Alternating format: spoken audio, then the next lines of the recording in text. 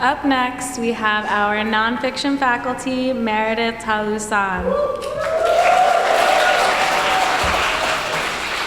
Meredith is the author of the critically acclaimed memoir, Fairest, from Viking Penguin Random House, a Lambda Literary Award finalist. She has also contributed to many books, and her essays have appeared in the New York Times, The Guardian, The Atlantic, The Nation, Wired, Self, and Condé Nast Traveler, among other publications. Her fiction is also published or forthcoming in Guernica, Boston Review, Epoch, The Rumpus, Grand, Catapult, and BLR. She has received awards from GLAAD, the Society of Professional Journalists, and the National Lesbian and Gay Journalists Association. She is also the founding executive director of THEM, Condé Nast's LGBTQ+ digital platform, where she is currently contributing editor. Please join me in welcoming Meredith Talusan.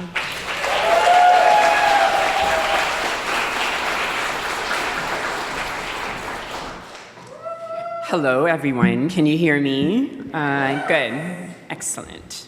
Fantastic. I am reading a story that just came out in the latest issue of Kenyon Review. It's called The Bottom of Things. And also thank you so much for inviting me. It's such a pleasure to be here among you and such wonderful people, and having the queer stamp of approval. And I've been working with this concept recently of non-binary genre. And so I've been writing pieces. So this piece can be read as fiction, as nonfiction. It's between fiction and nonfiction. It's between prose and poetry. But since I'm the nonfiction faculty for this retreat, the piece is currently presenting as nonfiction. Oh, and also, the other thing is, I was at Tin House Summer Workshop recently, and the poet Megan Fernandez gave this amazing reading where she just read her work as quickly as possible, and it was really inspiring. So I'm going to try her reading style. All right. The Bottom of Things. Your sister asked me to write on your memorial wall, but I couldn't. This was what I wanted to write. The last time we saw each other was at her wedding, remember? No, you can't remember because you're in the ground, and I've been living among godless white Americans too long, so I don't believe in spirits anymore. But for that wedding, how many days' notice did you give me? More like hours, less than 48. You didn't say, but I'm pretty sure your sister was trying to set you up with this other girl, so you figured out you shouldn't go alone. The other girl stared at me all night. Maybe because I was playing a role for you, or maybe the role I was playing was for myself. We met at a point in my life when I cared to make other girls jealous, with the heels and the size 2, the past shoulder blonde hair, the wit, the MIT rocket scientist boyfriend who played football in college. Every other girl's thirst and stare was punishment against all womanhood for making me feel inferior because I didn't grow up a girl. So it was a discovery to be your wedding date 8 years later, to play a role I'd grown out of, so all that was left was the hard coconut shell without all the rotting meat inside. I'd just gotten out of a long relationship with a man whom I mistook for kind because he was unglamorous, not knowing that a man can be both unglamorous and unkind.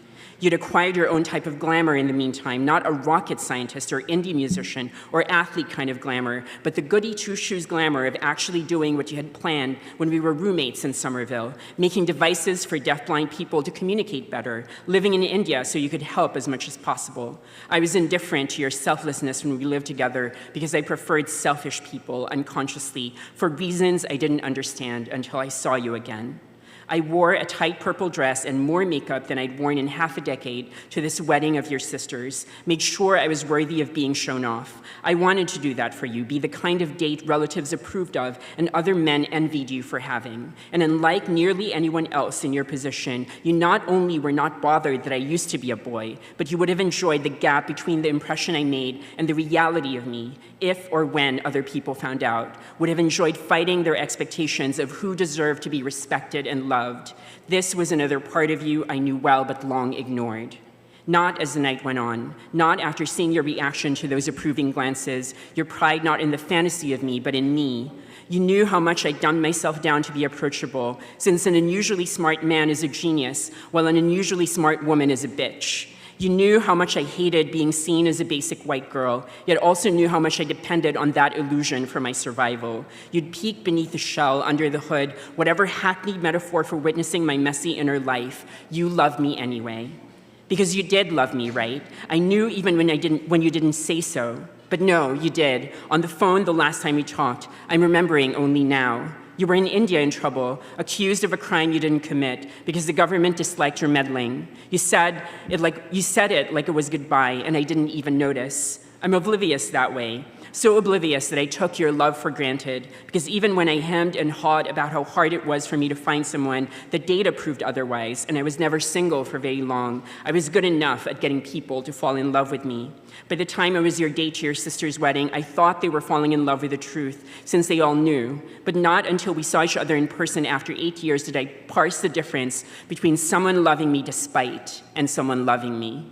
You were the only one who knew everything and loved me anyway. During those long talks we had in your room until morning, I was aware of what was happening and only needed to make a move because you never would have made a move. You were the only one who liked my crushing fear as much as my utter confidence. That turned me off when we lived together, so I chose a rocket scientist who knew none of my secrets because I thought that the only way I could survive was to be perfect and that your fondness for my imperfections was a fundamental flaw. But the night of your sister's wedding, after the ceremony and the reception, the drinks and the dancing, the declarations of love and loyalty, you walked me to my room and said goodnight, but I kissed you and pulled you to the bed. We kept kissing and you lay on top of me while I pulled off your suit jacket, undid your tie, unbuttoned you. I wrapped my legs around your torso and wondered why we'd taken so long. I thought you were just taking off your glasses when you pulled back, but instead you said, "We can't do this. I'm going back to India in 3 days." Even then, I knew it was an excuse, but I couldn't let myself get to the bottom of things, couldn't march myself through your thought process, your feeling process. You'd been depressed for a lot of your life, aware of the chances you might die because of it. You knew about my own depressions and manias, a family full of invisible illnesses before they became too hard to unsee. You knew how much my brother died and how much of a miracle it was that his death didn't destroy me. You knew that if you let me love you and you were to drown, chances were that I would drown with you. So you let me float and I let you sink, because you're the selfless one and I'm the one who survives alone, even if it means not being with you, not loving you. Except I do love you. I kept loving you and love you still. That's what I want to write, but can't write, won't write, on your fucking memorial wall.